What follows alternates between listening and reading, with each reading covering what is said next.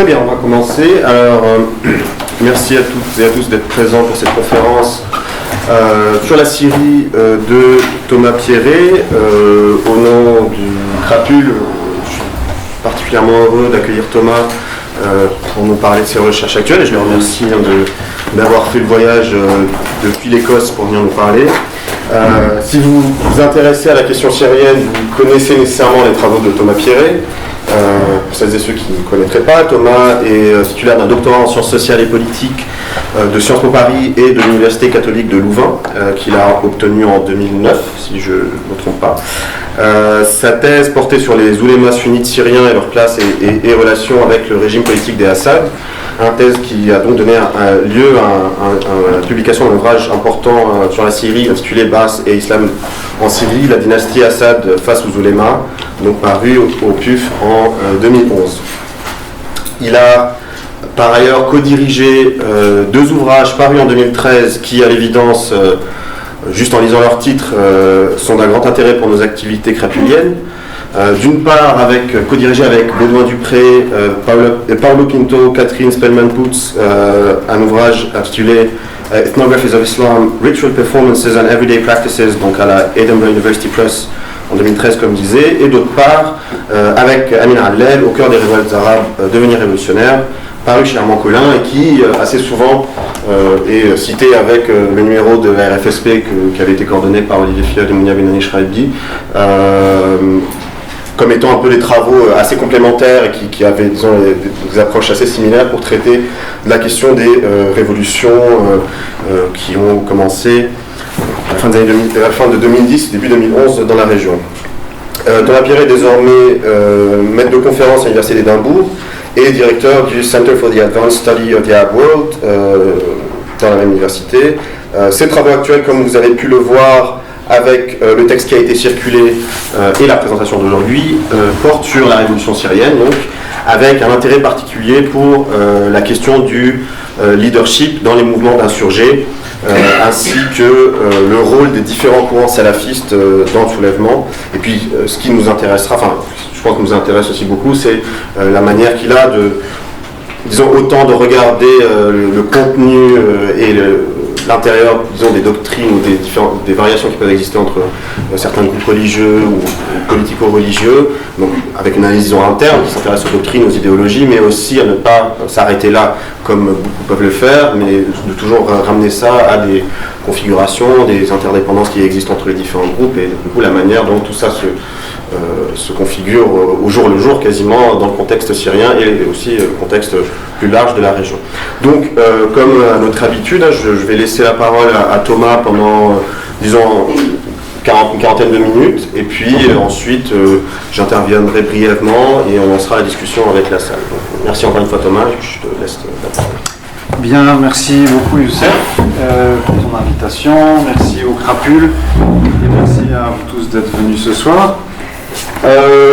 Je vais, dans ma présentation, essayer de répondre à une question qui est en apparence assez simple et dont la réponse peut paraître évidente, mais je pense qu'elle ne l'est pas, qui est, quand on regarde aujourd'hui l'insurrection syrienne, donc comme vous savez, c'est une insurrection très fragmentée avec un nombre très important de groupes, il y a plusieurs dizaines de groupes qui comptent, et si on compte chaque petit groupe de village, on a peut-être un chiffre qui se compte en centaines. Mais parmi tous ces groupes, il y en a certains qui ont mieux réussi que d'autres. Je vais expliquer ce que j'entends par réussite. Et on constate, en tout cas en 2016, et même si ça n'a pas toujours été le cas, et je vais y revenir, en 2016, on parle essentiellement de groupes islamistes, et parfois islamistes radicaux de type djihadiste. Et donc la question à laquelle je vais tenter de répondre, c'est comment est-ce qu'on peut expliquer cette supériorité des groupes islamistes par rapport aux autres. Et je vais le faire, je ne vais pas beaucoup vous parler de doctrine religieuse ici, je vais vous proposer une explication qui est assez laïque, si vous voulez, qui n'a pas beaucoup besoin de la religion pour expliquer les choses. Je vais immédiatement vous en dire plus. Quand je vous disais,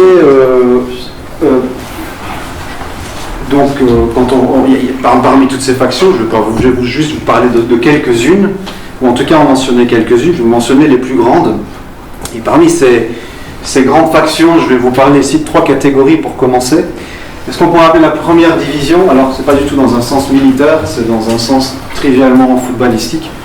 Je parle ici vraiment des groupes qui ont le mieux réussi sur le long terme. En termes d'effectifs, je vous parle ici de groupes qui ont au moins 7000 combattants, parfois beaucoup plus, qui ont un ancrage national, c'est-à-dire qui opèrent dans plusieurs provinces, parfois dans la quasi-totalité des provinces de la Syrie, qui ont un degré de centralisation organisationnelle élevé, donc un ordre part du centre, il est appliqué à la périphérie. Ce sont des groupes qui, comme je l'ai dit, aujourd'hui sont tous d'orientation très nettement islamiste, qui ont un leadership civil. Ce que je définis comme civil ici, c'est quelqu'un qui, en mars 2011, donc quand commence le soulèvement syrien, c'est quelqu'un qui n'est pas un membre de l'armée du régime d'Assad.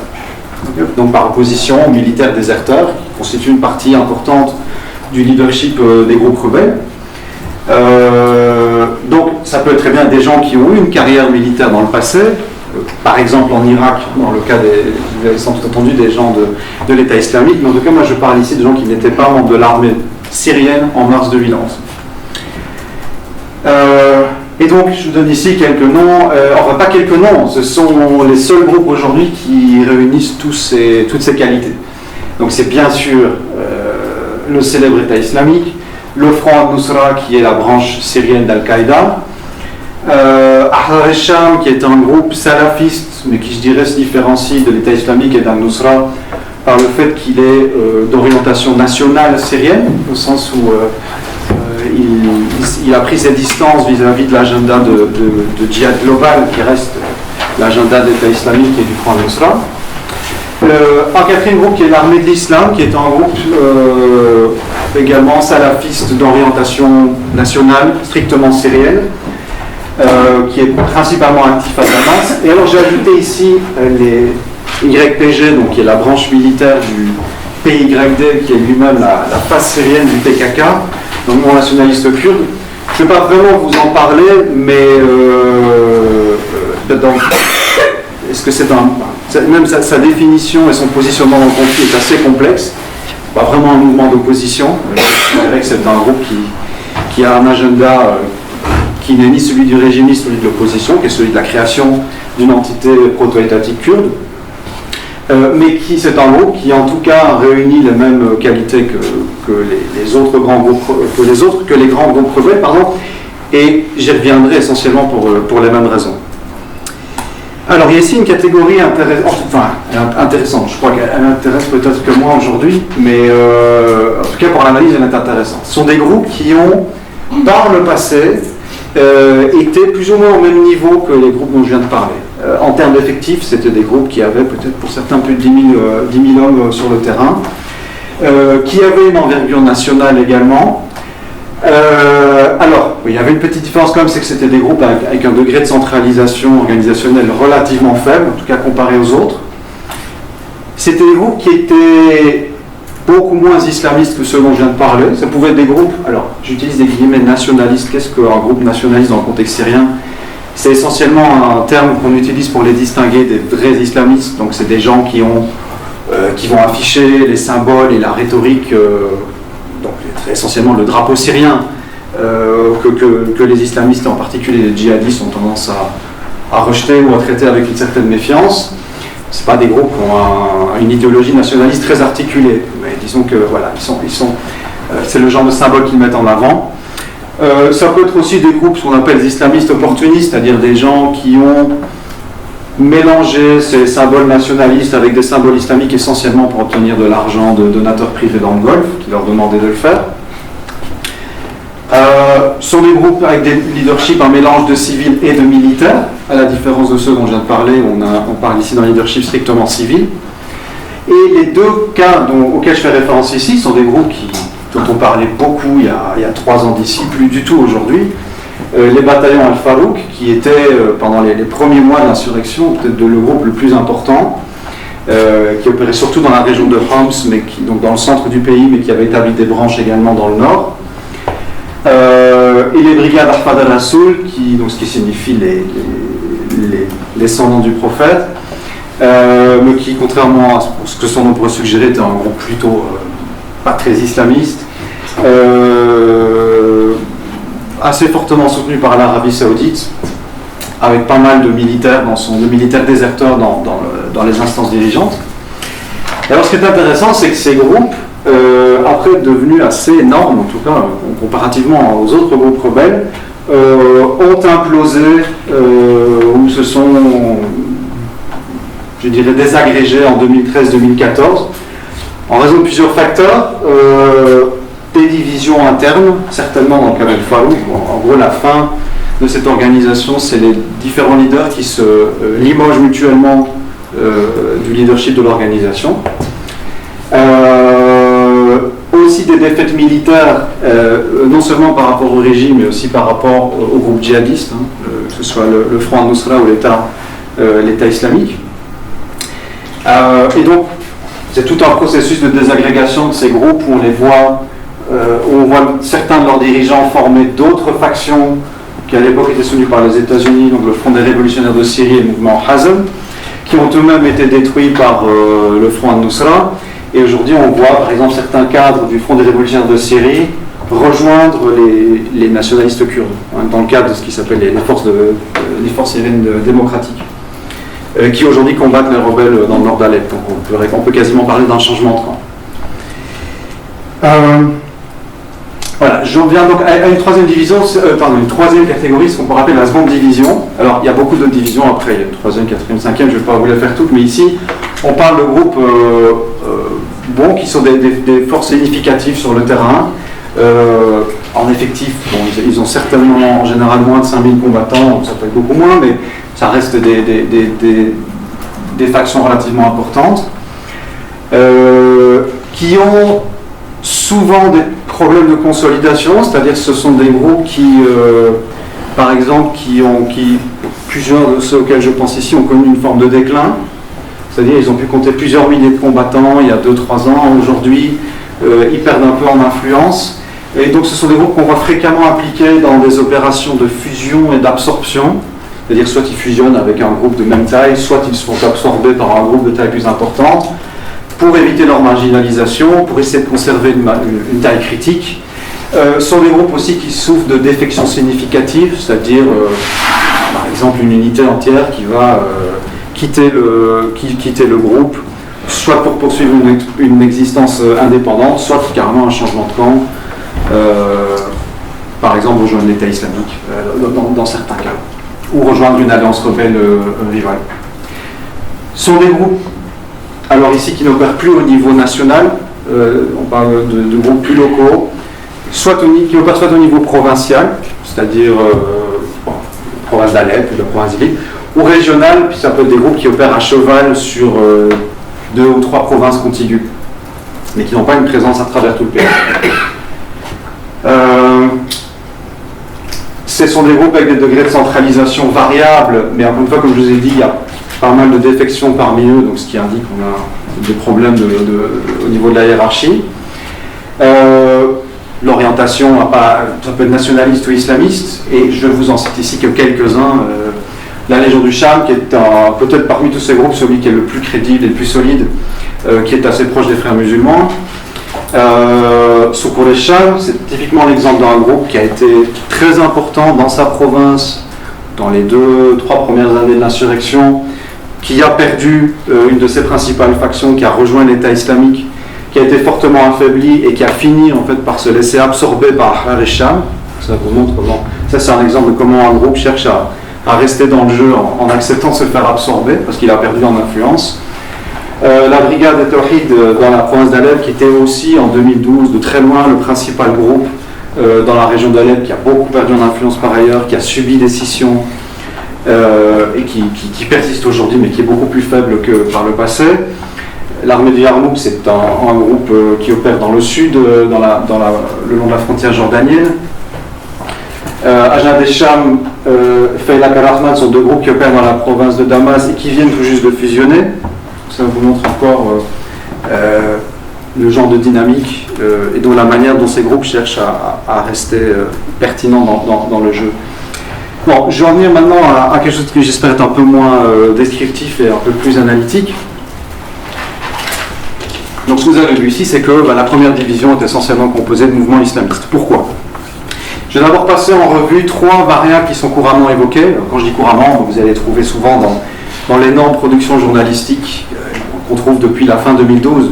C'est fin 2012 où on commence à voir l'émergence des groupes islamistes. En tout cas, on voit qu'ils dépassent de plus en plus clairement les autres en termes de force et d'efficacité. Les explications que vous allez trouver dans la presse et dans certaines analyses tournent essentiellement autour de 3 facteurs. Il y a bien sûr l'idéologie, avec cette idée que les islamistes viennent avec un cadrage du conflit qui est plus approprié que celui des nationalistes. Par exemple, si vous êtes dans un contexte de radicalisation du conflit, de polarisation confessionnelle, sunnite, alaouite, sunnite, chiite, avec l'intervention de l'Iran et de ses alliés régionaux. Et dans ce cadre-là, l'idée est que le discours islamiste, en particulier le discours salafiste, avec sa vision assez dichotomique, sa définition dichotomique de l'ami et de l'ennemi, serait plus approprié au contexte et donc plus à même de mobiliser les soutiens. La question de la combativité, qui est pour certains groupes qui est difficile c'est un argument qui est difficile à rejeter, en particulier la question des attentats suicides, c'est quelque chose qui fait une réelle différence sur le terrain. Ici, on ne parle pas de terrorisme au sens de propagande par le fait, c'est-à-dire de terroriser des civils dans des salles de concert ou des restaurants. On parle d'attentats suicides d'attaques suicides qui font une vraie différence sur le terrain. On voit par exemple des groupes lancer des chars remplis d'explosifs pour ouvrir des brèches dans les lignes ennemies. Et pour les groupes qui l'utilisent, qui sont en fait que 2 groupes, c'est l'État islamique et le Front al-Nusra, ça crée une réelle différence sur le terrain, qui on peut dire compense le fait par exemple que ces groupes n'ont pas d'aviation, alors pas complètement, mais dans certains cas ça compense partiellement ce type de problème. Alors, c'est pas un facteur à prendre à la légère, simplement il n'est pas suffisant pour 2 raisons. C'est pas une variable discriminante au sens où toutes les factions islamistes n'ont pas réussi. Je vous ai parlé de Soukour et Sham à Idlib qui a fini par se laisser absorber. C'est un groupe tout à fait islamiste mais qui n'a pas eu le même succès que d'autres. Et il y a de nombreux exemples. Et comme je viens de le dire, les attentats suicides sont utilisés par essentiellement 2 groupes djihadistes transnationaux, pas par d'autres grands groupes islamistes comme Al-Sham ou l'Armée de l'Islam, qui pourtant se débrouillent extrêmement bien sans y avoir recours. Alors, il y a une question qui a été souvent évoquée, qui est la question du soutien populaire induit par la discipline et l'efficacité de ces groupes. Et le fait qu'ils ont été capables d'apporter un certain degré d'ordre et de fournir des services à la population. Ce qui est quelque chose qui est assez important à partir de 2012 où le contrôle du régime syrien sur le territoire s'effondre dans de nombreuses régions du pays. Ça crée un vide qui laisse la place dans certains cas à des activités criminelles, soit par des bandes criminelles qui exploitent simplement le vide sécuritaire, ou certains groupes rebelles qui connaissent une évolution mafieuse, et donc qui procèdent à des pillages, des enlèvements, etc. Et l'idée est que dans certains cas, les gens ont pu percevoir un contraste entre cette relative anarchie et le comportement plus discipliné des groupes islamistes. Pour ce qui est de fournir des services, beaucoup de groupes rebelles se sont essayés à la fourniture de services, mais on a constaté par exemple que, c'est une anecdote, je pense dès 2012-2013 dans la province d'Alep, la brigade At-Tawhid, qui était le principal groupe de la région, tentait de distribuer de la farine dans la province. Le problème était que la farine tendait à disparaître en chemin vers l'endroit où elle devait être livrée, parce que les commandants locaux la faisaient disparaître, c'est-à-dire ils la revendaient à un meilleur prix pour s'enrichir personnellement.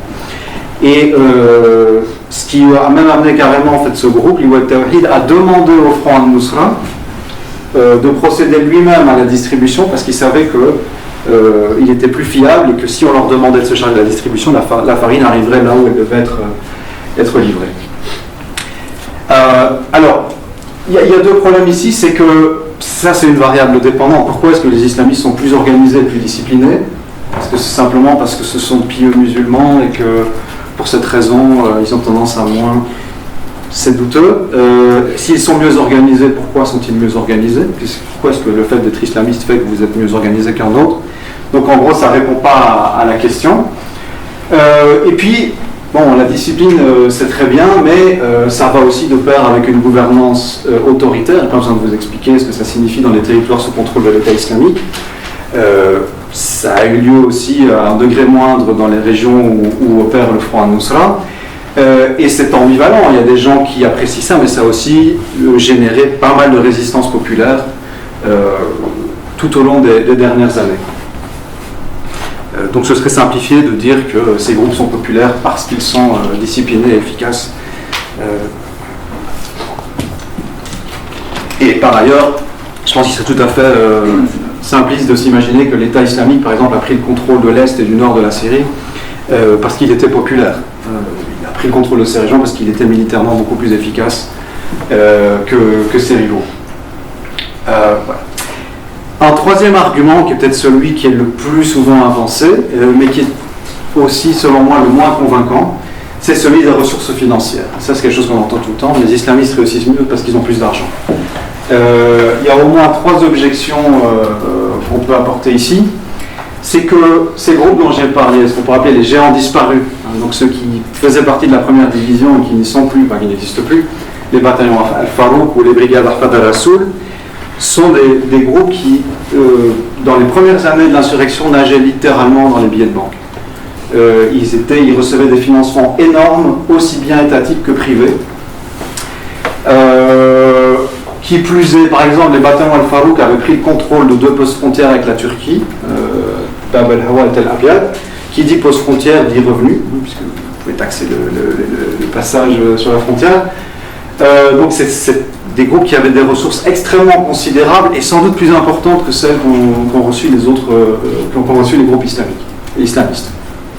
Mais ce qu'on constate, c'est que ces groupes n'ont pas fait très bon usage de leur argent, beaucoup de problèmes de mauvaise gestion et corruption, de détournement, etc. Alors qu'apparemment les islamistes font meilleur usage de leur argent et bon, pour les raisons que je viens d'évoquer.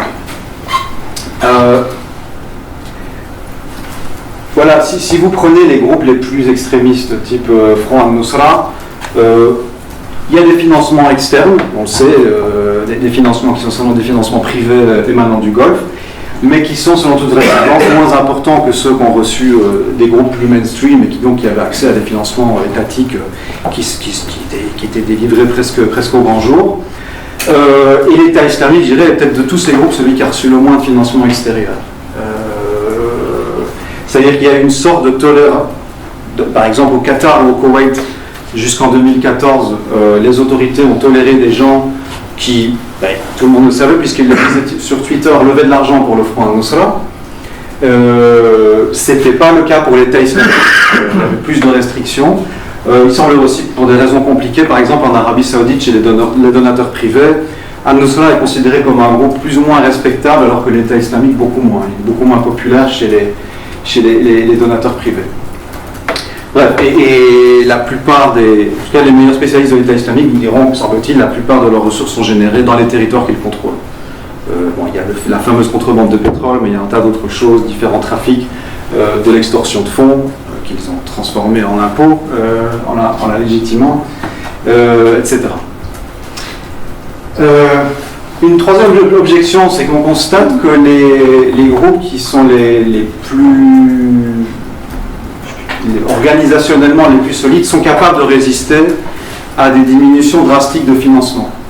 Si vous prenez Ahrar el-Sham, en 2014, début 2014, ils ont perdu tous les puits de pétrole qu'ils contrôlaient le long de la frontière irakienne, puisque la région a été conquise par l'État islamique qui a éjecté tous ses rivaux de la région.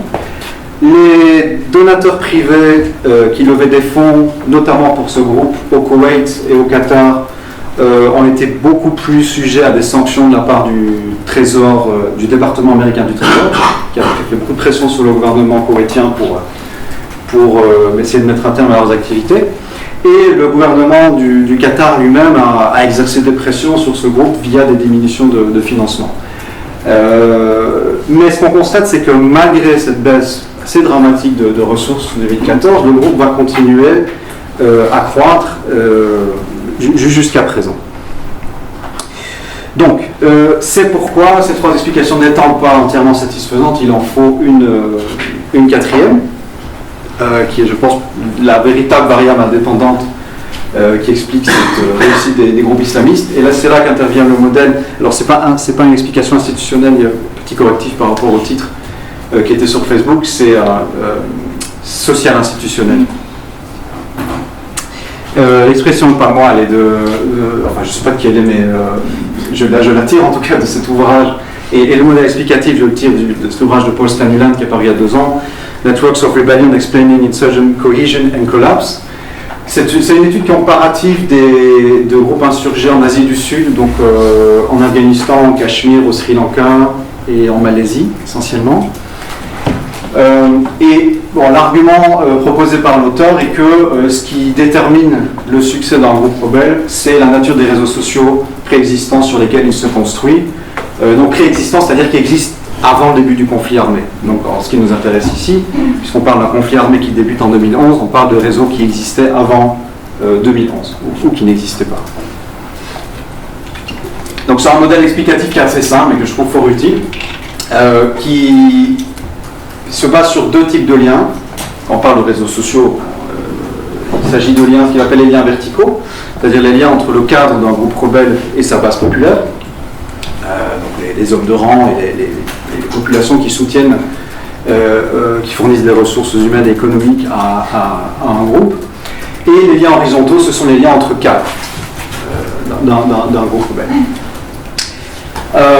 Et à partir de ces 2 types de liens, il dégage 3 types de groupes insurgés. Donc ça, c'est sa typologie. Ce qu'il appelle les groupes fragmentés qui ont des liens verticaux et horizontaux faibles. C'est difficile de donner des exemples parce que ce sont généralement des groupes qui disparaissent très tôt et qui laissent peu de traces dans l'histoire. Si vous imaginez, si vous n'avez pas de base populaire et pas de cohésion entre les cadres, vous ne faites pas grand-chose. Il y a une deuxième catégorie. Alors, j'ai toujours du mal avec ce mot. Je l'ai laissé en anglais, parochial. Si quelqu'un a une bonne... Pardon ? Paroissial. C'est la traduction littérale, mais en français, ça sonne un peu... Esprit de clocher. Pardon ? C'est esprit de clocher. C'est ça. Bon, c'est l'idée de localisme étroit. Voilà. Mais ça rend pas... c'est difficile de rendre l'idée en un seul mot. Enfin, vous avez compris. Donc, ce sont des groupes avec des liens verticaux forts. C'est des groupes qui ont un ancrage populaire solide.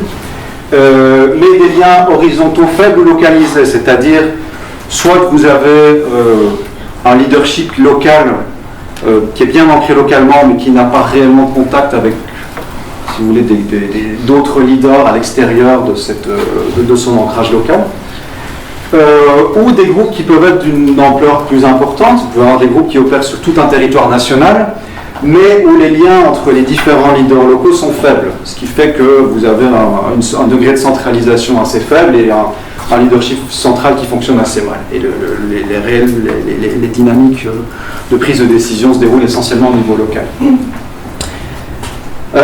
Il y a le 4e modèle qui est le modèle, la catégorie avant-gardiste. Là, c'est l'inverse. C'est-à-dire que vous avez des liens verticaux faibles, c'est des groupes qui ont un ancrage social assez faible, mais des liens horizontaux forts et étendus. Typiquement, c'est les étudiants révolutionnaires en Amérique latine qui, en sortant de l'université, décident de lancer une insurrection paysanne.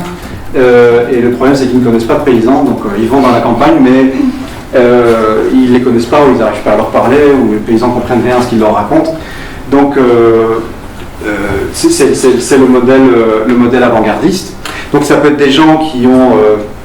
typiquement des étudiants révolutionnaires qui ont entre eux des liens extrêmement forts du fait de leurs activités de militantisme, ce sont des réseaux étendus puisque les universités ont tendance à concentrer des gens qui sont issus de différentes régions d'un même pays, mais disons que ce sont des groupes qui vont avoir un très bon niveau d'organisation au niveau central, mais des difficultés à se créer une base populaire. Alors, c'est possible, ça s'est déjà vu, dans l'idée de se créer une base populaire par le haut, mais ça peut aussi très souvent échouer. Dans le cadre de l'Amérique latine, des années 70, je pense que ça a échoué dans de nombreux cas. Et quatrièmement, alors là c'est le nec plus ultra, c'est la catégorie intégrée. C'est le groupe avec des liens verticaux et horizontaux forts et tendus. Donc c'est les mastodontes du type, pour ne pas encore parler des groupes syriens, Hamas, Hezbollah, etc. Donc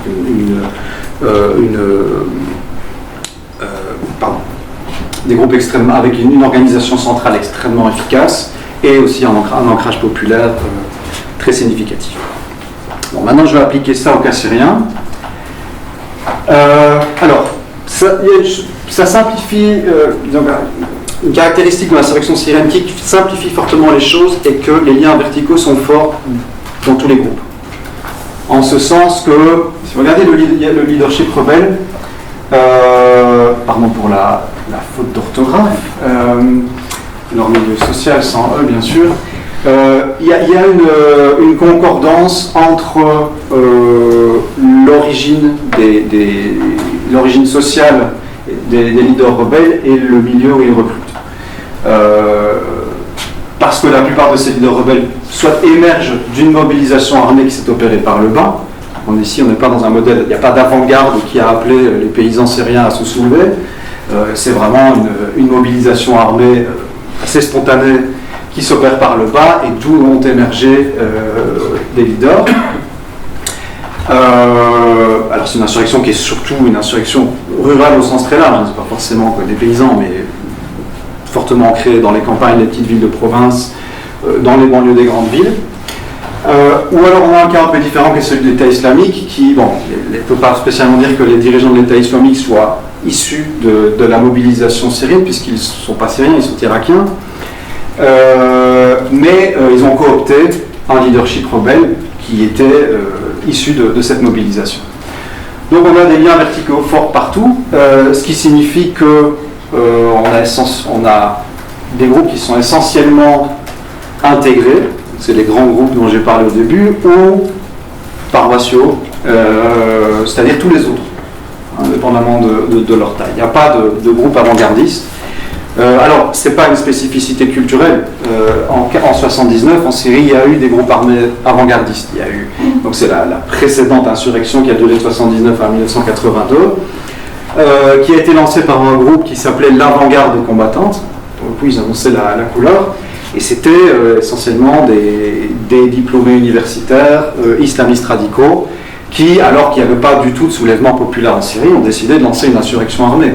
Ils étaient quelques dizaines ou quelques centaines, et ont commencé à faire des attentats, des assassinats, etc. Avec des succès variables.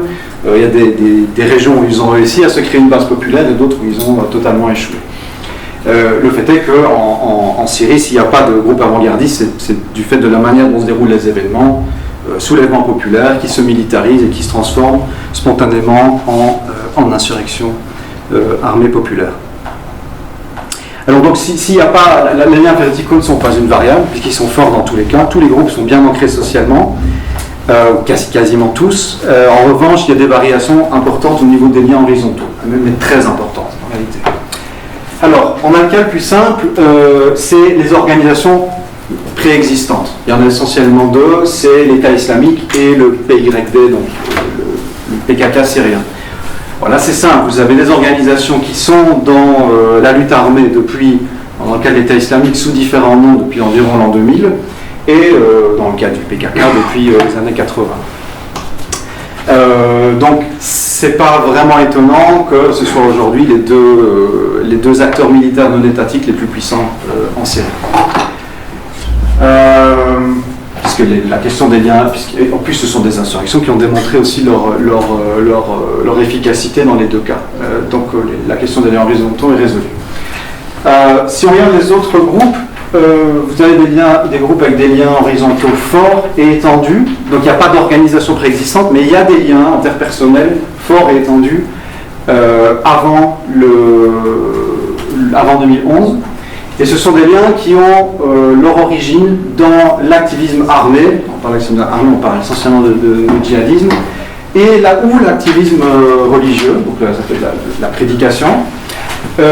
Ces deux types d'activisme se traduisent souvent dans la Syrie des années 2000 par un séjour de plusieurs années en prison, en général dans la prison de Seinaya au nord de Damas, la prison où on centralisait les détenus islamistes. Pour ceux qui ont combattu en Irak, il y en a aussi qui ont été enfermés dans le fameux camp Bouka. Donc on a deux cas de figure, soit les djihadistes, donc majoritairement des gens qui ont combattu en Irak après 2003, pour les plus anciens, parfois en Afghanistan dans les années 80, et même pour les très anciens, on a des gens qui avaient participé à la précédente insurrection armée en 1979. La semaine dernière, il y a un individu nommé Abu Firas Souri, qui était un des membres influents du Front al-Nusra, qui a été tué par une frappe américaine. C'est quelqu'un qui a fait la première insurrection syrienne de 1979, l'Afghanistan, etc., avant de revenir en Syrie. Et donc ça, c'est des profils qu'on va trouver essentiellement dans le Front al-Nusra et Ahrar al-Sham. Et c'est des profils qu'on trouve avec une régularité absolument remarquable. C'est même pas la peine de s'amuser à faire des pourcentages, ils ont quasiment tous suivi le même parcours. Et on a cette petite exception qui est intéressante, qui est l'armée de l'islam, qui ne sont pas des djihadistes, ne sont pas des salafistes qui prenaient la lutte armée avant 2011. Je dirais même qu'après 2011, ils ont mis un certain temps avant de s'y mettre. C'était des salafistes prosélytes, c'est des gens qui organisaient des cercles d'études pour répandre la doctrine salafiste. Ce qui en Syrie était, grosso modo, interdit en 2011, mais même si vous n'appuyez pas du tout à la lutte armée. Donc c'était des choses qui s'opéraient plus ou moins clandestinement. Et ce sont des gens aussi qui ont passé quelques années en prison. Moins longtemps, mais malgré tout, ils ont passé des années en prison.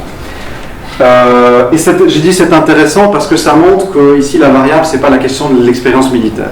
C'est mieux si vous avez de l'expérience militaire bien sûr, mais aujourd'hui l'armée de l'islam est un groupe qui est relativement impressionnant sur le plan militaire compte tenu des circonstances dans lesquelles ils opèrent, parce qu'ils sont complètement assiégés dans les banlieues est de Damas, mais ils ont développé toute une industrie militaire et le degré de résistance qu'ils opposent au siège du régime est assez remarquable.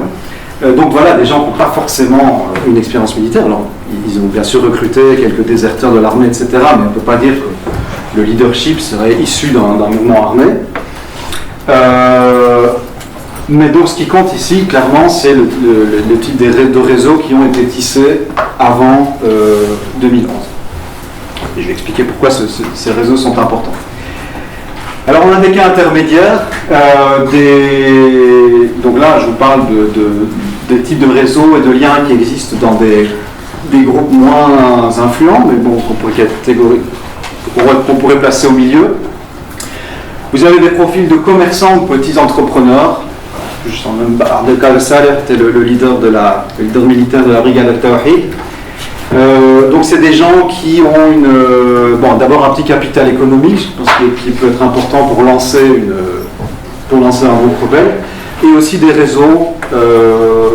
Par exemple, Bachar el-Zobi est quelqu'un qui est un leader rebelle du Sud, qui travaillait dans le transport transfrontalier avec la Jordanie avant la guerre. Donc ce sont des gens qui ont des réseaux qui dépassent leur village ou leur quartier. Il y a la question qui est assez intéressante, qui est un peu un cas unique, mais qui est celui de diaspora d'exilés. Et si on parle de diaspora d'exilés en Syrie en 2011, c'est essentiellement les frères musulmans. Il y a des milliers de cadres des frères musulmans qui ont été poussés à l'exil depuis 1965 en Syrie.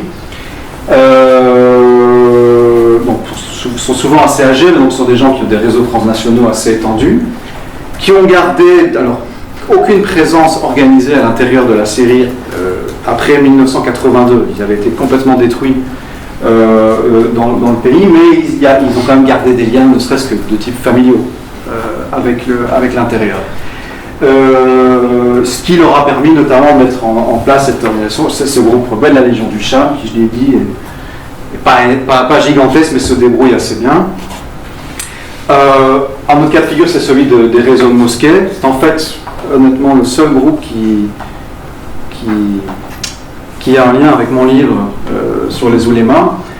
C'est un des réseaux de mosquées que j'avais étudié à l'époque qui s'occupait purement de prédication religieuse, qui a donné naissance à un groupe armé de la banlieue de Damas, Ajnad el-Sham. Donc là, on a des groupes qui sont, je dirais, avec des liens relativement forts entre les leaders locaux, mais c'était un réseau de mosquées qui était strictement damassène, et le mouvement armé qui en résulte est assez strictement damassène. Il y a 2-3 branches très marginales en dehors de Damas, mais il n'y a pas vraiment une capacité à dépasser le réseau sur lequel le mouvement s'est construit. Puis alors vous avez des cas de liens faibles.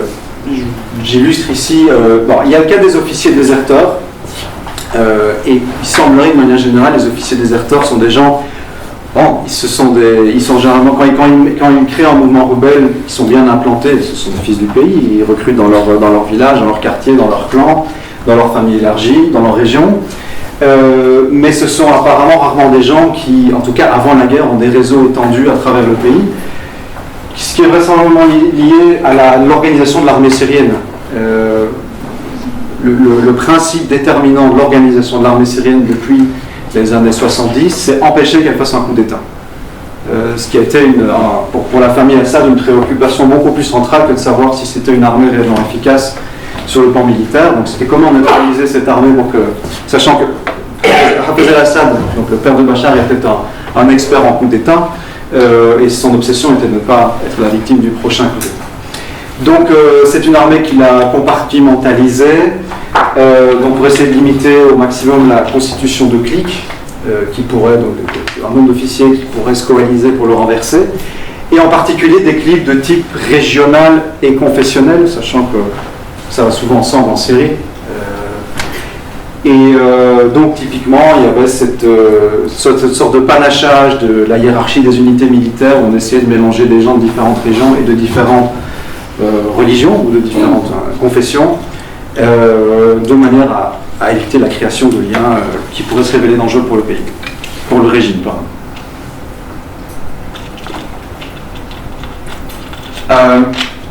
Alors il y a des liens tribaux qui opèrent parfois.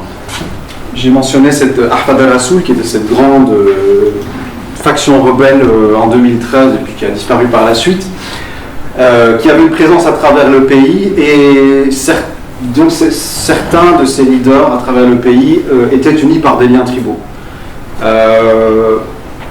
Toute la question est quelle est la force réelle de ce type de lien de parenté. En l'occurrence, ça n'a pas, dans ce cas-ci, ce sont des liens qui sont montrés beaucoup moins forts et beaucoup moins opérants que ceux qui unissent par exemple les vétérans du djihad irakien ou de la prison de Seynaïa.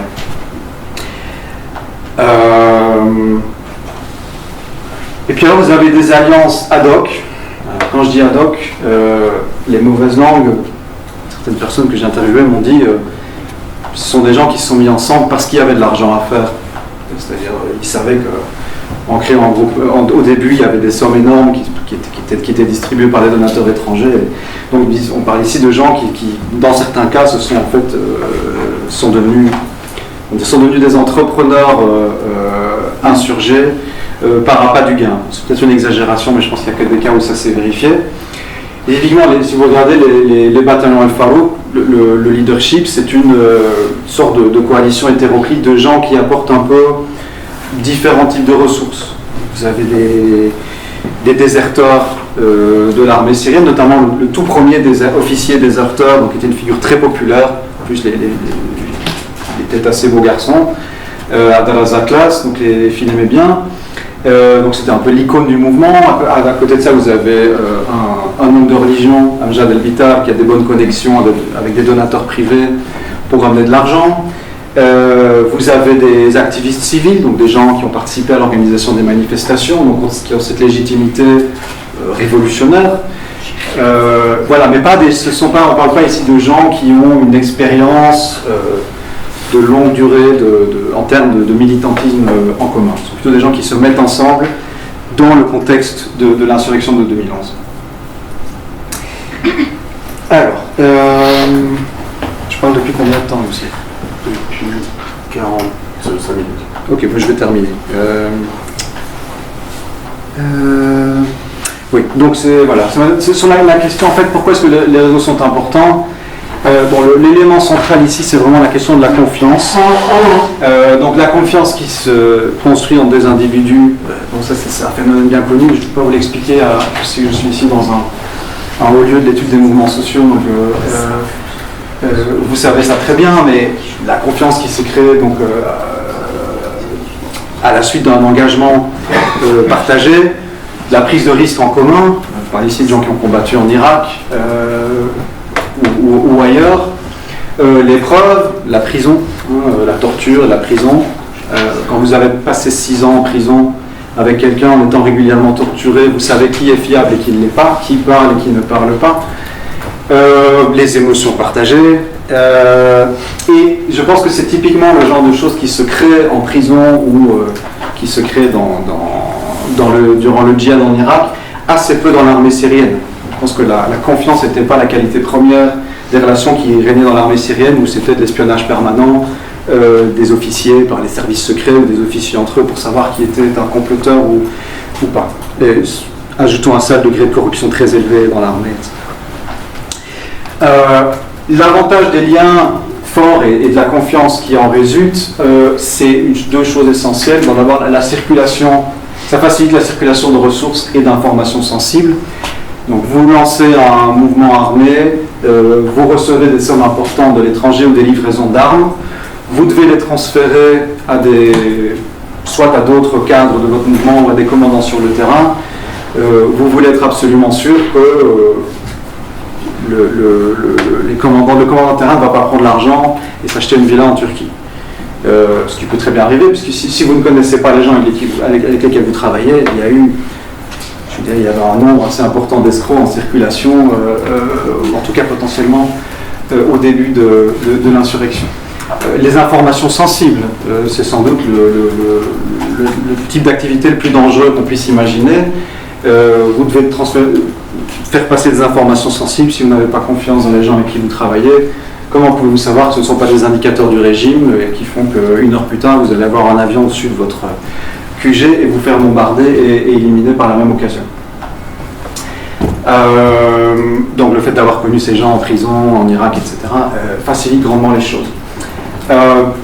Ça facilite aussi l'institutionnalisation et l'instauration d'un système de prise de décision collégiale, typiquement qui se matérialise dans des groupes comme le Front al-Nusra ou le Ahrar al-Sham par le Majlis al-Shura. On pourrait traduire par conseil consultatif, mais c'est en réalité les instances qui prennent les décisions, ce n'est pas les conseils consultatifs. Quand je parle de collégialité, si vous prenez un groupe comme Ahrar al-Sham, ça fonctionne honnêtement un peu comme un conseil d'administration. Ils ont eu 3 leaders jusqu'à présent. Le premier a été remplacé parce qu'il est mort, il a été tué, il a été assassiné. Mais après ça, il y en a eu un autre et qui a été remplacé. Donc ça montre qu'on n'est pas ici dans un schéma de personnalisation du pouvoir et que cet individu est en fait un fondé de pouvoir qui est désigné par une instance collégiale. Qui dit institutionnalisation, donc, ça permet d'éviter la personnalisation, le népotisme, parce que si vous opérez, ça c'est un classique aussi de la politique syrienne et pas que syrienne, dans un environnement de grande insécurité, que vous n'avez pas beaucoup d'hommes de confiance ou de personnes à qui vous pensez pouvoir faire confiance, vous allez vous tourner en priorité vers votre frère, vos fils, vos cousins, etc., puisque à eux vous pensez pouvoir faire confiance. Dans ce cas de figure idéal, donc avec des liens de confiance forts, ça va faciliter l'absorption des autres groupes. Typiquement, on voit dans des groupes comme Ahrar al-Sham, quand vous absorbez un groupe, s'il est suffisamment important, vous donnez un siège à son ancien leader dans le Majlis al-Shura. Donc c'est plus facile d'intégrer de nouveaux groupes dans une structure institutionnalisée que si en gros votre groupe rebelle est une affaire de famille et que pour faire partie des instances de décision il faut être un cousin. Et alors quelque chose de très important, c'est que ces structures institutionnalisées protègent contre la décapitation des mouvements, puisque c'est le rêve de tous les contre-insurrectionnistes, c'est de décapiter les mouvements rebelles, tuer leur chef. Les États-Unis font ça pour l'instant à une échelle industrielle en Irak et en Syrie. Ahrar al-Sham, en septembre 2014, lors d'une réunion, a perdu une quarantaine de cadres, dont ses cadres les plus élevés. On n'a jamais très bien su ce qui s'était passé. Donc à l'époque, c'était un coup tellement énorme qui avait été porté au leadership de l'organisation que certains analystes prédisaient sa disparition. Or, le groupe a continué à croître dans les mois qui suivent, a continué à absorber de nouveaux, des groupes plus petits, etc. Donc ça a eu un effet assez limité sur la solidité du mouvement. Je pense que beaucoup d'autres groupes, avec des structures moins, on va dire, plus personnalisées, n'auraient pas du tout résisté de la même manière à un tel choc. Je vais vous en donner un exemple tout de suite, avant de terminer. Dans les cas inverses, où la confiance est faible, bon, ça pose un problème, je l'ai déjà expliqué, mais c'est une entrave au dépassement des solidarités mécaniques, alors, pas forcément familiales, mais locales notamment. Prendre deux cas de figure, si vous regardez aujourd'hui les groupes rebelles à Alep, et donc tout au nord, et à Deraa tout au sud, vous avez des tentatives d'unification de certains groupes qui marchent assez mal. Ils créent un front qui tient 2 mois et puis après ils divorcent et puis il y a de nouvelles scissions qui s'opèrent. Dans le sud, il y a une grande alliance qui s'appelle le Front Sud, mais qui est une coalition et qui peine un peu à aller vers une intégration plus... Alors, une distinction quand je parle de coalition, c'est-à-dire que ce sont des groupes qui gardent leur chaîne de commandement séparée, qui créent une coalition. Alors, ce que j'oppose à une fusion où les groupes fusionnent leur chaîne de commandement. Et ce n'est qu'intéressant parce qu'à Alep, les groupes qui essayent tant bien que mal de s'unir idéologiquement n'ont pas de différence significative, ce sont tous on pourrait dire pour simplifier, des islamistes modérés. À Deraa, ils sont plutôt tous d'orientation, quasiment, il y a des exceptions, mais nationalistes, entre guillemets. Ils ont surtout aujourd'hui un sponsor étatique et hégémonique pour des raisons géographiques, notamment à Alep.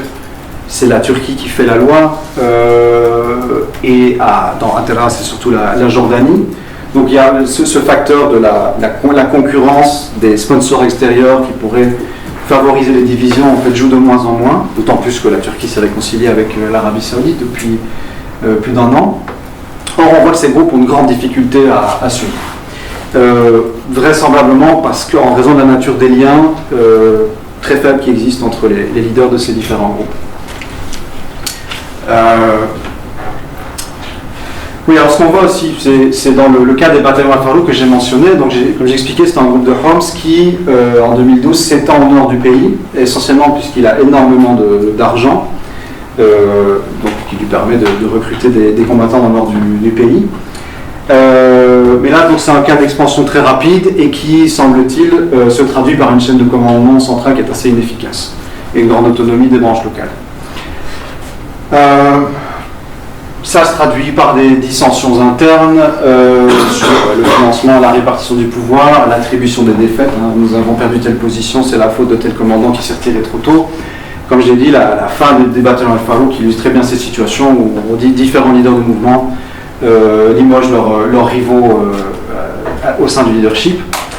Et alors, à l'inverse du cas précédent, c'est la question de la vulnérabilité aux décapitations.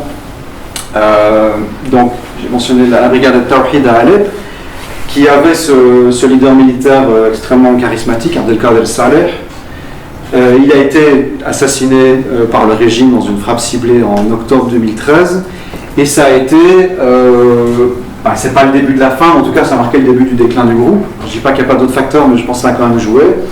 Et ce qu'on voit, c'est que ce groupe, qui était essentiellement une alliance de groupes d'ancrage assez local, a commencé à se diviser au point d'aboutir à des défections assez significatives au cours de la dernière année. Donc j'ai donc parlé trop longtemps comme à mon habitude et je vais m'arrêter ici. Merci beaucoup.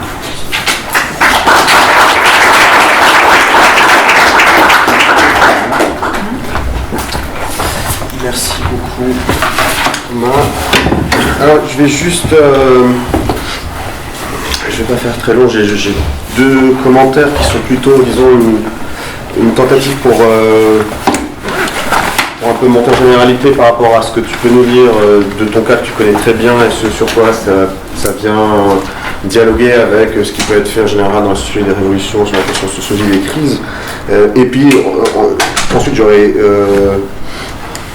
peut-être une question enfin j'aurais deux questions, une question sur le contenu et une autre question que je te laisserai, qui sera une question joker, tu pourras ne pas y répondre si tu veux, on va en parler par la suite. Alors les deux premiers éléments, le premier c'est sur la question j'ai thématisé ça sous l'idée du fixisme des opinions opposition versus fluidité politique ou situation de fluidité. Ce que je trouve très intéressant dans ce que tu fais, alors je me suis en partie basé sur le texte que tu avais fait circuler, mais aussi sur le texte Crise et déradicalisation, les rebelles syriens d'Ahrar al-Sham, donc Conférence Méditerranée, donc de 2015, numéro 94.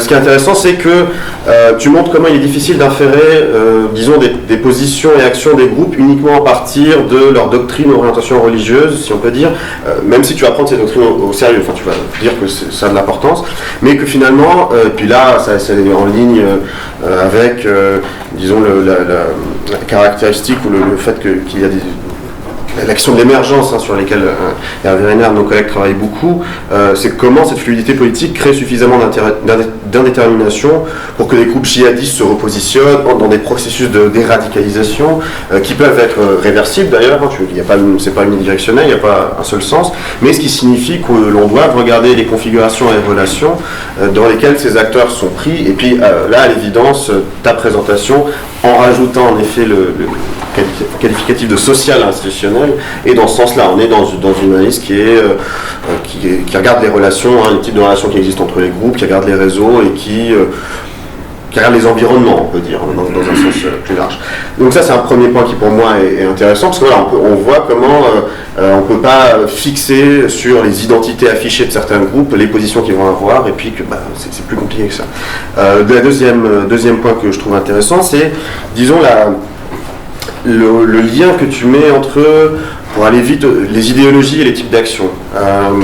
Alors finalement, tu reviens un peu là-dessus, peut-être pas en contradiction, mais tu minores un peu plus ça par rapport à un des textes, c'est la question par exemple de la radicalité de la doctrine salafiste, qui à mon sens, moi je trouvais cette explication, je ne me rappelle plus c'était dans quel texte, mais disons la définition très exclusive de la foi musulmane convient parfaitement au contexte de polarisation, je pense que je te cite, c'est l'autre texte, et en effet là on se dit que ça se prête assez bien au phénomène d'unidimensionnalisation des identités qui ont lieu dans les conflits politiques, qui sont effectivement d'autant plus exacerbés quand ces conflits se militarisent.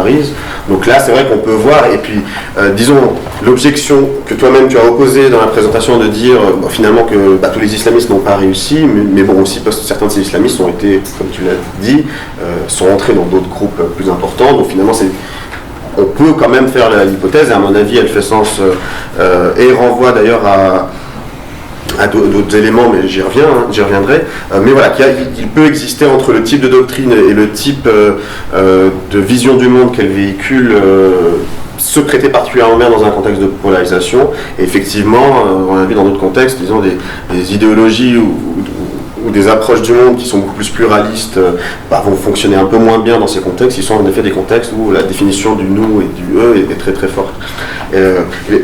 L'exemple qui m'intéresse aussi que tu cites, c'est comment les salafistes vont remettre en cause l'avant-gardisme du fait de l'émergence du peuple comme acteur de l'histoire. Et ça, on a observé, un des cas dans mon terrain les plus marquants, c'est comment les acteurs principaux qui s'opposent au 25 janvier, c'est les islamistes et l'extrême gauche, parce que idéologiquement, l'extrême gauche dit c'est pas des petits militants dans leur coin qui fixent un rendez-vous, qui font la révolution. La révolution, c'est la révolution ouvrière, et bien dans certains contextes, et donc ils y croient pas du tout. Les islamistes pour d'autres raisons, etc. Mais donc, c'est quelque chose en effet qui m'intéresse, la question de comment des croyances, c'est des croyances qui en l'occurrence sont idéologiques, mais qui peuvent être d'autres types, vont avoir un impact sur la manière dont les acteurs vont entrer ou pas dans le cours de l'action, etc. Donc ça, c'était peu de remarques pour monter en généralité. Alors, troisième point, et puis là, j'aurais peut-être une petite question avec, c'est, alors en effet, ta thèse centrale, c'est de dire que c'est l'importance des réseaux et de l'expérience commune antérieure au soulèvement qui sont décisifs, disons, pour comprendre la réussite ou l'échec par la suite, ce qui est plutôt confirmé par d'autres cas, je veux dire, que ce soit autant des acteurs comme l'UGTT en Tunisie ou comme les Frères musulmans en Égypte. Donc voilà, on peut voir qu'en effet, c'est ceux qui ont le plus de réseaux, de capitaux antérieurs qui s'en sortent le mieux. Ce qui, en fait, en quelque sorte, est une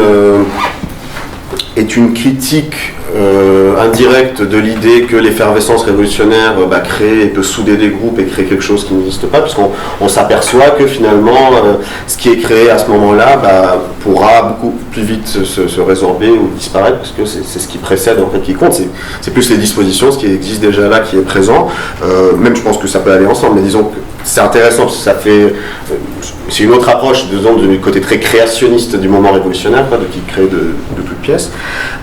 Mais alors j'aurais aussi une question, c'est finalement, mais alors je connais pas très bien, mais disons, est-ce que dans des groupes où il y a des grands pourcentages d'étrangers, d'individus qui sont européens par exemple, qui viennent combattre, etc. Comment cette question des réseaux préexistants peut jouer, et comment la question, l'argument que tu donnes aussi de l'implantation sociale, ou les liens qui peuvent exister avec l'ancrage social, avec ces militants ou ces combattants étrangers, comment ça se met en place. Et la question principale en fait pour moi, mais bon, alors on en a parlé avec Hervé rapidement parce que il avait la même remarque, donc j'imagine qu'il y reviendra aussi, c'est que le régime est complètement absent de ta présentation et de tes textes aussi en quelque sorte. Tu as parlé du régime une seule fois. Alors je ne suis pas particulièrement fan de l'explication complètement conspirationniste qui ne regarde que le régime, mais c'est des éléments dont on entend parler. Parfois c'est le rôle du régime dans la libération des djihadistes, ou aussi avec la Russie, avec les acteurs régionaux qui vont frapper plutôt à un endroit plutôt qu'à un autre pour essayer de favoriser un groupe plutôt qu'un autre. Et puis il y a disons cette... Je suis désolé, j'ai des allergies saisonnières, donc c'est assez difficile. C'est pour ça que j'essaie de comprimer mes éternuements. Mais comment le régime, à un moment donné, par exemple, on va dire qu'il a tout intérêt à avoir l'État islamique en face. Donc, alors, ça peut être complètement conspirationniste, peut-être que c'est pas du tout comme ça que ça se passe, mais dans le contexte syrien où... voilà aussi c'est ton travail de thèse, je veux dire, où le régime c'est quand même un acteur qui est très présent, qui est... Tu en parles dans l'ouvrage dès le début, mais Mathuré était venu faire une conférence aussi il y a quelque temps, et puis avait parlé de cette expertise du régime syrien dans le compartimentage et dans de faire jouer les acteurs les uns contre les autres. Donc voilà, est-ce qu'il y a quelque chose dans cette question du régime, de la gentilité que tu cherches, disons, dans ces acteurs-là? Est-ce que tu n'es pas parfois trop dans une lecture endogène, et est-ce qu'il y a des choses qui peuvent aussi venir d'extérieur? Et puis la question de Joker, c'est... alors j'y tiens un peu quand même, mais bon, tu n'es pas obligé d'y répondre, mais c'est-à-dire, tu fais partie, disons, de cette génération de chercheurs qui m'intéressent beaucoup parce que, arabisants, connaissent bien leur cas, mais qui avaient soit fini leur terrain ou même fini leur thèse, en l'occurrence, avant les révolutions, donc voilà, qui sont vraiment pas dans l'illusion rétrospective de facto, parce qu'ils ne connaissent pas ni la fin ni le début de l'histoire qui va suivre. Donc, disons, j'ai un intérêt pour cette question-là, mais on a vu que toi, dès le début, tu as été très engagé sur la question de l'analyse de ce qui se passait, tu as été pris dans certaines polémiques avec d'autres chercheurs dans l'explication, et je suis intéressé par, étant sur le cas syrien, sur le cas égyptien, ça a été moins le cas, en tout cas au début, jusqu'à 2013, disons, on polémiquait pas trop, il y avait une sorte d'accord, mais avec tout ce qui, notamment des ouvrages comme celui de Bernard Lahire pour la sociologie, et disons toute cette réflexion qu'il y a actuellement sur le rôle des sciences sociales ou le rôle du sociologue par rapport à ces crises en cours. Comment toi tu penses ton rôle c'est pour ça que je te dis, c'est une question qui est compliquée, elle m'intéresse parce que voilà, pris dans des dynamiques aussi qui peuvent y ressembler, on pourra en parler, pas nécessairement y répondre tout de suite. Mais voilà, c'est-à-dire comment penser son rôle de sociologue des crises, ou en l'occurrence sociologue, de spécialiste de la Syrie, dans un contexte où effectivement choisir de ne pas prendre position, c'est déjà souvent pour beaucoup de gens prendre position, les arguments de neutralité peuvent être difficilement mis en avant, et puis où il y a aussi de manière beaucoup plus prosaïque des difficultés d'accès au terrain. J'ai vu que tu as fait des entretiens en Turquie, je crois, on sait que l'accès à la Syrie, à part certains warriors qui sont dans la salle, est assez difficile. Mais voilà, quand on ne peut pas y aller pour diverses raisons, qu'est-ce que ça veut dire aussi mener cette recherche en sciences sociales aujourd'hui? Voilà. Ok. Juste, enfin, je ne sais pas si dans tes premières remarques, il y avait vraiment une question. Non, mais je veux juste une petite remarque. Par exemple, la question de la correspondance entre la doctrine et le contexte. C'est aussi quelque chose qui change, dans la mesure où le contexte change et où une doctrine, même cette question de la définition très exclusive de la foi qu'on retrouve dans le salafisme, ça marche très bien en 2013. Pourquoi ? Parce que c'est le moment où le Hezbollah débarque, etc. Donc tout le monde est sur un discours ultra radical. C'est très significatif, c'est durant ces mois d'intervention du Hezbollah qu'on voit pas mal de groupes abandonner le drapeau syrien et remplacé par des... Alors je sais qu'il y a la question de l'influence des donateurs étrangers, mais pas que. Mais je pense que c'est beaucoup moins important aujourd'hui. Parce que bon, je dirais un effet d'usure, ça va, on sait qu'ils sont méchants, les chiites. Je sortais pas cette phrase de son contexte, hein, je cite. Et puis il y a eu d'autres choses qui sont passées, il y a eu une réaction contre les groupes djihadistes aussi, qui a commencé avec l'État islamique. J'étais en 2013, ils sont encore plutôt bien vus parce qu'on est dans un contexte de polarisation et de radicalisation.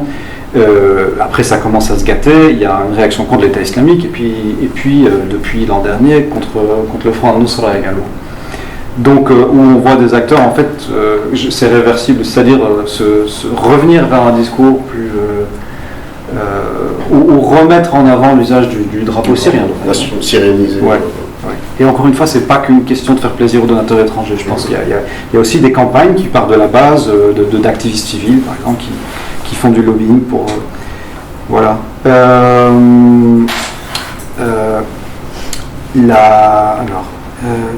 Peut-être ta première question, c'est sur les étrangers, c'est ça ? Alors ça, c'était une question sur la question du régime. C'est-à-dire, si évidemment, les étrangers, évidemment, ne servent à rien pour ce qui est d'avoir un ancrage populaire. Oui, c'est pas à ça qu'ils servent. On l'utilise soit comme chair à canon, dans le cas de l'État islamique, soit on va les trouver au niveau des cadres. Par exemple, si on regarde, l'État islamique, c'est essentiellement des Irakiens, en tout cas le top leadership, et puis d'autres des étrangers comme cadres à des niveaux inférieurs. Le Front al-Nusra également, on se rend compte qu'il y a pas mal d'Égyptiens par exemple.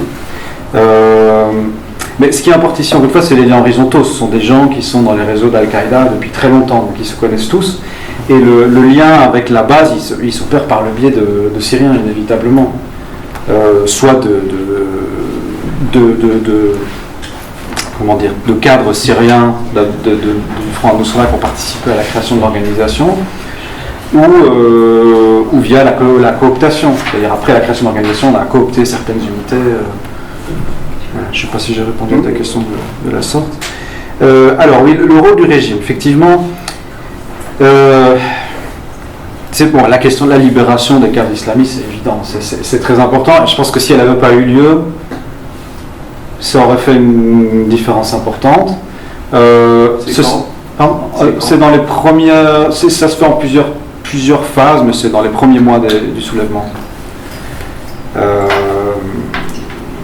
C'est vrai que l'on ne voit pas comment, si le régime n'avait libéré aucun islamiste à l'époque, je ne vois pas comment un groupe comme Ahrar al-Sham existerait aujourd'hui, par exemple. Ce ne serait pas forcément vrai de l'État islamique. D'abord, ce n'est pas une organisation syrienne donc là, oui, peut-être que l'État islamique serait encore plus fort que nous aujourd'hui. C'est juste une hypothèse. En tout cas, il n'aurait pas ces contrepoids face à lui. J'en suis chez une hypothèse comme ça. Pour ce qui est, alors c'est vrai que dans certains cas, le régime a ciblé des groupes davantage que d'autres.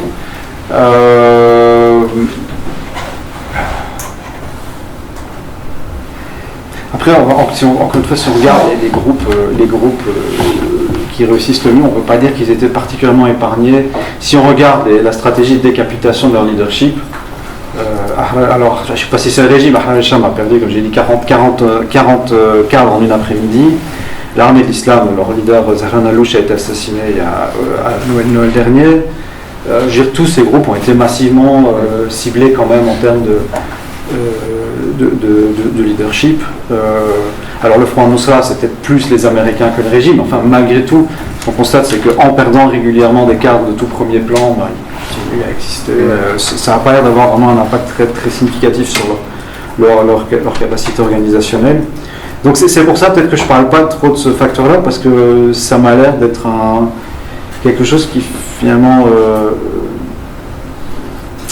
comment dire, c'est pas discriminant, pas particulièrement discriminant entre les groupes. Voilà. Ce qui probablement est aussi preuve du désagrégement très fort, du pouvoir du régime, de ce qu'il peut faire encore sur le territoire. Non, mais je suis pas en train de dire que le régime est inoffensif. Je veux dire, il porte des coups très durs à ces groupes-là. Mais j'ai pas l'impression que ça soit de manière suffisamment différente pour que ça. Alors, peut-être on peut laisser l'État islamique à part, parce que c'est vrai qu'entre mi-2013 et mi-2014, il n'y a quasiment pas d'affrontement entre le régime et l'État islamique, parce que ça intéresse les deux partenaires. Mais même si on regarde que les autres groupes, là je ne pense pas qu'on puisse dire qu'il y ait des différences significatives entre la manière dont le régime traite les islamistes et les non-islamistes de l'opposition, mais à part ce cas très particulier de l'État islamique. Voilà, et puis bon, on voit bien, l'État islamique a quand même maintenant sur le dos l'aviation américaine, celle de je ne sais pas combien de pays, et leur capacité de résistance est quand même, je dirais, c'est-à-dire qu'on voit que même quand des gens sont quand même réellement déterminés à leur faire du mal, ils ont une résilience qui est assez impressionnante. Alors la question de Joker, au rôle du sociologue, je vais essayer de faire une réponse en apparence anodine, mais peut-être assassine. Je pense que il faut surtout pas prétendre à la neutralité quand on est... Et je pense que si... J'espère pouvoir me mentir. J'ai jamais prétendu être neutre dans cette histoire. J'essaie d'être aussi objectif que possible vis-à-vis des faits, mais certainement pas neutre. Et je pense que prétendre être à l'objectivité ou au réalisme, ça c'est vraiment le mot qui me hérisse le plus. Qu'est-ce que c'est le réalisme ? Ça, je pense que c'est la posture la plus problématique. Voilà, essayer de faire comprendre ce genre de réalité. Je ne suis pas sûr que j'y sois arrivé aujourd'hui, mais imaginez ce que ça donne quand j'essaie d'expliquer ça dans les médias. Enfin, je le fais de manière plus simple, mais je pense que malgré tout c'est essentiel, quoi, parce que les raccourcis sont quand même omniprésents, et je blâme pas forcément les médias pour ça, parce qu'encore une fois c'est une réalité extrêmement complexe, et que je suis bien conscient que la traduire en discours médiatique est extrêmement compliqué, mais bon, l'idée c'est d'essayer d'améliorer un peu ce qui en ressort. Très bien, on va passer, on a une bonne demi-heure pour la discussion. Alors si vous avez des questions, des commentaires, vous pouvez... Ok, Hervé, vas-y.